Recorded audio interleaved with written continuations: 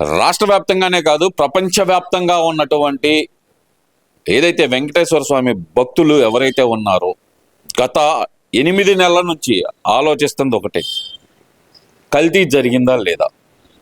ఒకవైపు నుంచి చూస్తేనేమో వైసీపీ నాయకులు మాకు క్లీన్ చిట్ వచ్చిందని చెబుతున్నారు, మరోవైపు నుంచి చూస్తే అధికార పక్షం వచ్చేదలకేమో కల్తీ జరిగింది అంటారు. ఎవరి మాట నమ్మాలో అర్థం కాని పరిస్థితిలో కొట్టుమిట్టాడుతున్న పరిస్థితి. ఎలా చూడాలంటారు అసలు ఇది? రాష్ట్రంలో హిందూ దేవాలయాల్లో కల్లా అతి ముఖ్యమైనటువంటి దేవాలయం తిరుపతి వెంకటేశ్వర స్వామి దేవాలయం. కొన్ని సంవత్సరాల నుంచి కూడా భక్తులు వేలాది మందిగా అక్కడికి వస్తూ ఉండి అతన్ని ఎంతో నమ్ముకొని ఆయనకి ఉన్నటువంటి బాధలు చెప్పుకొని తీర్చుకున్న వాళ్ళు, కోరికలు తీరిన వాళ్ళు కొన్ని కోట్ల రూపాయల డబ్బుల్ని మరి వెంకటేశ్వర స్వామికి సమర్పిస్తూ ఆయన ప్రసాదాన్ని మహా దేవుడి పుణ్యం అని చెప్పి అంటూ ఆ ప్రసాదాన్ని స్వీకరిస్తే దాంట్లో అసలు నెయ్యి అనే మాట లేకుండా ఓన్లీ కెమికల్స్ తోటి నెయ్యి రూపంలో చూపించి రాష్ట్రాన్ని అదోపాలు మన రాష్ట్ర ప్రజలే కాదు, మీరు వెళ్ళండి తిరుపతి వెళ్ళి చూడండి, ఫారిన్ కంట్రీస్ వాళ్ళు కూడా వెంకటేశ్వర స్వామి అయినటువంటి భక్తితోటి అక్కడికి వచ్చి మరి ఆ స్వామిని దర్శనం చేసుకొని ఆ ప్రసాదాన్ని తీసుకొని నోట్లు అక్కడే తిని వెళ్ళేటువంటి పరిస్థితి ఉంది. ఈరోజు మన రాష్ట్ర ప్రజలే కాకుండా ఫారెన్ నుంచి వచ్చిన వాళ్ళు కూడా చూస్తున్నారంటే దాన్ని అర్థం చేసుకోండి ఆ వెంకటేశ్వర స్వామికి ఎంత మహిమ ఉందో. మీరు అలాంటి దాంట్లో కల్తీ లేదనే మాట మాత్రం అది అబద్ధం. ఆల్రెడీ అధికారులు ప్రూవ్ చేశారు దాన్ని. వైసీపీ గవర్నమెంట్లో కొన్ని లక్షల లడ్డుల్ని ప్రజలకి ఆ యొక్క కెమికల్ నెయ్యితో కలిపి తయారు చేసినటువంటి విధానం అందరికీ తెలిసిపోయింది. ఇది అబద్ధమైనట్టుదే ఎవరు కూడా బయటకు వచ్చేవాళ్ళు కాదు. ఇది 100% నిజాలు కాబట్టి, అధికారులు ఇచ్చినటువంటి ధృవీకరణ పత్రాలు ఉన్నాయి కాబట్టి ఇవి పబ్లిక్లో తిరగడం కోసమే పార్టీ వాళ్ళు కొంతమంది ఫ్లెక్సీలు వేయడం జరిగింది. లడ్డు చివరికి లడ్డులు కూడా అవినీతిని నింపినటువంటి వైసీపీ ప్రభుత్వాన్ని ప్రజలు పారదోలారు. అందుకే 11 సీట్లు మాత్రమే ఇచ్చారు. ఇది ప్రజలు గమనించాలి. మీరు చూస్తున్నారు, టీవీ చూస్తున్నారు, మీడియా చూస్తున్నారు, పేపర్ చూస్తూ ఉన్నారు. కొన్ని లక్షల మంది మరి ఆ లడ్డు మీద ప్రభావితమై ఉన్నారు. అరే మనం తిన్న లడ్డు ఇదే.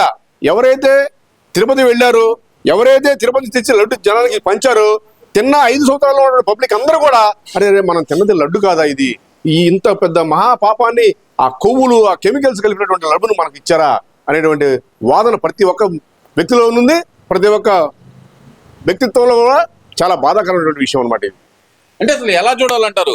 ఇక్కడ పదే పదే దాన్నే టార్గెట్ గా చేసుకుని చంద్రబాబు నాయుడు గారు హెరిటేజ్ ద్వారానే చేపించారు. అదంతా ఇందాపూర్ కంపెనీ ద్వారా సప్లై అయింది కాబట్టి నెయ్యి వాళ్ళ ద్వారానే జరిగింది, పాపం చంద్రబాబు నాయుడుదే అంటూ మళ్ళీ వాళ్ళు కొత్తగా అయితే ఒక వాదన తెర మీద తీసుకొచ్చారు. మరి దాన్ని ఎలా చూడాలంటారు? రాష్ట్రంలో ఏదైతే ఒక ఇష్యూ వచ్చిందో దానికి వెంటనే విరుగుడు ఇష్యూ అంటే పబ్లిక్ లోకి ఈ ఇష్యూని లోపలికి వెళ్ళకూడదు అనేటువంటి తత్వం వాళ్ళు వైసీపీ ప్రభుత్వంలోనే ఉంది. వాళ్ళు ప్రభుత్వంలో పనిచేసినప్పుడు కూడా అంతే ఇసుక మాఫియా చేశారు. దాన్ని పారదోవడం కోసం 3 రాజులు అని చెప్పేసి అమరావతి 3 రాజులు పెడతాం అని చెప్పి రాజధానులు అని చెప్పి డైవర్ట్ చేయడంలో వాళ్ళు దిట్ట. అలాగే ఈ విషయంలో హెరిటేజ్ వాళ్ళకి సంబంధించినటువంటి విషయం కాదు ఇది. ఇది పక్కాగా 5 ఏళ్లలో మీరు జరిగినటువంటి అవినీతి ఇది. కాబట్టి ఈ రోజు సరే మంచి నెయ్యిని అందించాలనే ఉద్దేశంతో మన రాష్ట్ర ముఖ్యమంత్రి వర్యులు, ఉప ముఖ్యమంత్రి మన పవన్ కళ్యాణ్ గారు వీళ్ళందరూ కూడా కలిసికట్టుగా, అంటే ఒక విషయం గుర్తుపెట్టుకోండి, ఎవరైతే బలంగా చెప్తారో ఆ విషయం వెనకమాల నిజం ఉంటుందండి. అంతేగాని అబద్ధమైనటువంటి పూర్తి మాటలు లేదా నమ్మబలికేటువంటి మాటలు, తెర ముందు ఒక మాట తెర వెనక ఇంకొక మాట మాట్లాడేటువంటి అవకాశం ఎవరికి ఉండదు. వీళ్ళు హెరిటేజ్కి ఇచ్చినటువంటి దాంట్లో పబ్లిక్కి మంచి నెయ్యి అందించాలనే ఉద్దేశంతో ఇచ్చారు తప్ప వేరే ఉద్దేశంతో లేదని చెప్పి తెలియజేసుకుంటా ఉన్నాను. ఇక్కడ ఇంకో విషయం కూడా కనుక తీసుకుంటే కనుక ఇటు జగన్మోహన్ రెడ్డి గారు బయటకు మాత్రం గంభీరంగా కనిపెడుతూ మాకు క్లీన్ చిట్ ఇచ్చారని చెప్తున్నారు కదా, మరి అదే విషయాన్ని అసెంబ్లీకి వచ్చి ఎందుకని పోరాడలేకపోతున్నారు, ప్రజా సమస్యలపై ఎందుకని పోరాడలేకపోతున్నారు అనుకోవాలంటారు? వాళ్ళు అసెంబ్లీ రావడానికి వాళ్ళు పులులు కాదండి, పిల్లులు. కాబట్టే అసెంబ్లీకి వచ్చి సమాధానం చెప్పాలి. నేనేమంటానంటే ఎవరైనా సరే మీకు ఏదైనా ఒక సమస్య వచ్చింది, అది పబ్లిక్లో మాట్లాడటం కాదు, అసెంబ్లీ వేదికగా వచ్చి ఇదిగో ఈ జిల్లాలో ఈ మండలంలో ఈ యొక్క ఇష్యూ మీద ఇలా జరిగింది, మీరు ఎందుకని అలా చేశారని చెప్పి నిలదీయమనండి, అక్కడ మాట్లాడతారు. అంతేగాని మీరు రావటం 11 మంది రావటం, కరెక్ట్గా 11 నిమిషాలు కూర్చోవడం, 12 నిమిషాలు వెళ్ళిపోవడం. అంటే మాకు మైక్ ఎవరు అంటున్నారు 11 మంది వచ్చే మమ్మల్ని చూసి 164 మంది గడగడలాడిపోతున్నారని చెబుతుంటే వాళ్ళేమో మరి గడగడలాడేవాళ్ళు మరి ముందున్నారు కదా, మీరు 11 మంది గడగడలాడిచ్చేవాళ్ళు కదా, మరి వచ్చి నిలబడండి అక్కడ 1 గంట ఉండండి. అంతేగాని కరెక్ట్గా 11 నిమిషాలు ఉండాల్సిన అవసరం ఏందండి మీకు? 11 నిమిషాలు లోపలికి వస్తారు, 11 నిమిషాలు కూర్చుంటారు, వెళ్ళిపోతారు. అదేమంటే మాకు మైక్ అన్నారు. మీరు అడిగితే మైక్ ఎందుకు ఎవరు? మీరు అడిగితే క్వశ్చన్ అడిగితే ఎందుకు ఆన్సర్ చెప్పరు? పబ్లిక్ మొత్తం చూస్తా ఉంది, అసెంబ్లీ సభా వేదిక అందరూ చూస్తా ఉన్నారు. కాబట్టి మీరేదో బయటకు వచ్చి మీడియా ముందు మాట్లాడటం కాదు, లోపలికి వచ్చి క్వశ్చన్ అడగండి, దానికి ఆన్సర్ చెప్పకపోతే అప్పుడు చెప్పండి. అది మీరు ఆలోచన పర్లేదు, పబ్లిక్ అంటారు చూసావా పలానా ఎమ్మెల్యే గారు మాట్లాడితే ఆయన సమాధానం చెప్పకుండా దాన్ని తప్పుదోవ పట్టారని చెప్పి ప్రజలకు వెళ్ళిపోయింది. కానీ అక్కడ మీరు అసలు ఉన్నది ఏది, మీరు అడిగింది ఏది, మీరు నిలబడింది ఏది?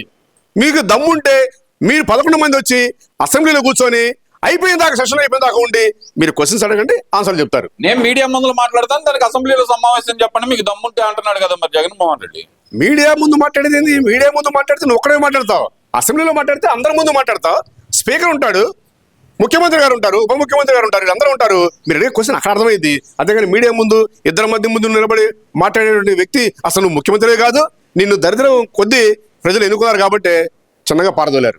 అంటే ఇక్కడ ఇంకో విషయం కూడా ఏంటంటే జంగిల్ రాజ్, ఆంధ్రప్రదేశ్ లో జంగిల్ రాజ్ నడుస్తుంది. దానికి ఉదాహరణే అంబటి రాంబాబు గాని, జోగి రమేష్ గాని, ఏదైతే చెవిరెడ్డి భాస్కర్ రెడ్డి గాని, వల్లభనేని వంశీ గాని, ఇలా వీళ్ళందరూ అరెస్ట్ చేయబడుతున్నారు. ఈ జంగిల్ రాజ్ లో అనగదొక్కుతాం జంగిల్ రాజ్యాన్ని మేము అంటున్నారు కదా. మరి ఈ జంగిల్ రాజ్యం మీద ప్రజల్లో పూర్తి వ్యతిరేకత వచ్చిందని కూడా అంటున్నారు కదండి. మరి వాళ్ళంటే అట్లా జరిపోయి సార్, పబ్లిక్ మొత్తం చూస్తా ఉన్నారు.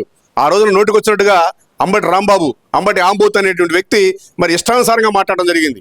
దాని సందర్భంగా ప్రజలు ఆగ్రహంగా లోనయ్యి ఏ వ్యక్తి ప్రమేయం లేకుండా ఇంటి దగ్గరికి వెళ్తే బయట లోపల ఉండి బయట బూతులు తిడతా ఉంటే జనం ఓర్చుకోలేక వాళ్ళ మీద ఎందుకు తిట్టావు, మా నాయకుడిని ఎందుకు అనాల్సి వచ్చింది నువ్వు అంటే ఇక్కడ ఒకటేనండి, మీరు గుర్తుపెట్టుకోండి. ఈ అంబటి ఆంబోత్ అనే వ్యక్తి నన్ను ఎప్పుడు అరెస్ట్ చేస్తారా, నన్ను ఎప్పుడు పబ్లిక్ లో బుద్ధికెళ్తారా, నాకు ఎప్పుడు ఇమేజ్ పెరుగుతుందని చెప్పి ఆలోచనలో ఉన్నాడు తప్ప.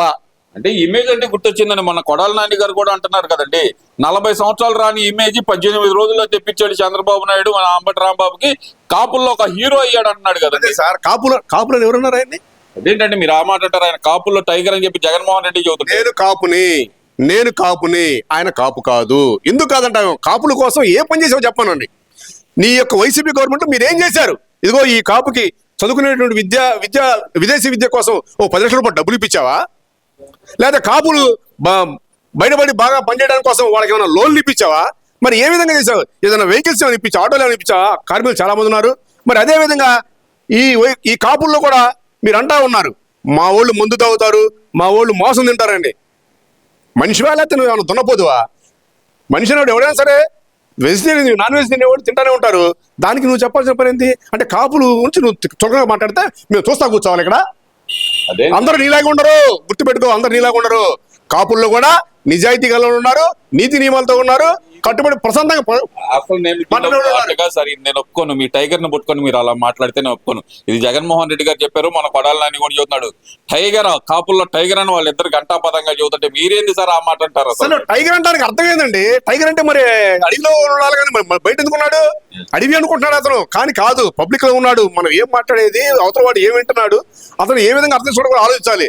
అంతేగాని నేను రెడ్ బుక్ మా కుక్క కూడా దడవదు ఏంది, ఎవడు చూడమని దడవమన్నాడు నేను? మరి ఎందుకు రాలా ముండ బయటికి? ఆ రోజు రావాలి బయటికి. ఆ రోజు ఇళ్ల మీదకి వచ్చినప్పుడు జనం వచ్చినప్పుడు అబ్బాయి నేనేదో నోరుదారు అన్నాను, క్షమించండి తప్పిపోయిందంటే మన వెళ్ళిపోయాడుగా. అట్ట వెళ్లకుండా నువ్వు రెచ్చగొట్టే మాటలు వచ్చిన వాళ్ళ మీద ఎగబడి వాళ్ళని కొట్టి ఇళ్ళని కొడితే అందరు చూస్తూ ఉంటారండి. కాపుల్లో కూడా ఆ రోజు కూడా కాపులే వచ్చారు. మీకు అర్థమైందో లేదో మీరు అనుకుంటున్నారు వేరే వాళ్ళు వచ్చారు, కాదు. 90% కాపులే ఆడికి వచ్చారు. మనోభావాలు దెబ్బతినే కాబట్టి వచ్చారు. మీరు అన్నటువంటి మాట, ప్రతి ఒక్క మాట కాపుల్ని కించపరిచే విధంగా మాట్లాడే మాట చాలా గుచ్చుకుందో. ఇక్కడ మందు తాగుతారా, మాంసం తింటారా? ఎవడు తినండి, ఎవడు తాగడు అంటే మేము ఒక్కలే తాగుతాం, కాపులే తాగుతారా అంటే నీకెందుకు ఆ కాపుల మీద చూపు? ఆయన అన్నాడు సార్, ఇది నా వ్యక్తిగత అభిప్రాయం, నేను అందరి గురించి చెప్పట్లేదు, ఇది నా వ్యక్తిగత అభిప్రాయం అన్నాడు. అంటే వ్యక్తిగత అభిప్రాయం అయితే ఇంట్లో మాట్లాడుకోండి, ప్రెస్ మీట్ మీద ఎందుకు మాట్లాడటం? ఈ మాట్లాడే మాటలు ప్రతి ఒక్కళ్ళు వింటారు, అందరు వింటారు. నువ్వు నీకు వ్యక్తిగతంగా ఉందనుకో, నీ రూమ్ లో కూర్చో, నీ బాత్రూమ్ లో కూర్చో, నీ బెడ్రూమ్ లో కూర్చో, మాట్లాడుకో. నీకు కావాల్సిన నీ పక్కన భజన చేసేవాళ్ళు బృందం ఎవరు ఉంటే వాళ్ళని పిలుచుకో, వాళ్ళ ముందు మాట్లాడుకో. అంతేగాని మీడియా ముందు కాపుల్ని తులసంగా చూసి మాటలు మాత్రం దయచేసి మాట్లాడొద్దండి రాంబాబు గారు, గుర్తుపెట్టుకోండి. నీతి నిజాయితీ కట్టుబడి ఉన్న వాళ్ళు చాలా మంది ఉన్నారు. అయితే అందరూ కూడా నీలాగే మాట్లాడే వాళ్ళు లేరు.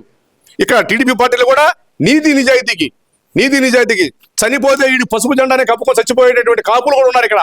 మీరు దాన్ని దృష్టి పెట్టుకుని మాట్లాడండి. అంతేగాని మీ ఇష్టం వచ్చినట్టు మాట్లాడేటువంటి కాపులు ఇక్కడ ఎవరు లేరు. ఈ పశ్చిమ నియోజకవర్గంలో కూడా చాలా అరుదుగా ఉన్నారు, గుర్తుపెట్టుకోండి. అది మీ వెనకే ఉన్నారు. బయట ఎవరు లేడు, బయట వాళ్ళందరూ ప్రశాంతంగా ఉన్నారు. కాపులకి కాపులే అండగా ఉన్నారు. అంతేకాని మీరు ఉన్నారనుకున్నారు కాపులకి అండగాని కాదు, మీరు ఎప్పుడూ లేరు, ఎక్కడా లేరు. కావాలంటే మీరు ఎక్కడ రమ్మని అక్కడికి వచ్చి మాట్లాడుకుందాం మన ఇద్దరం.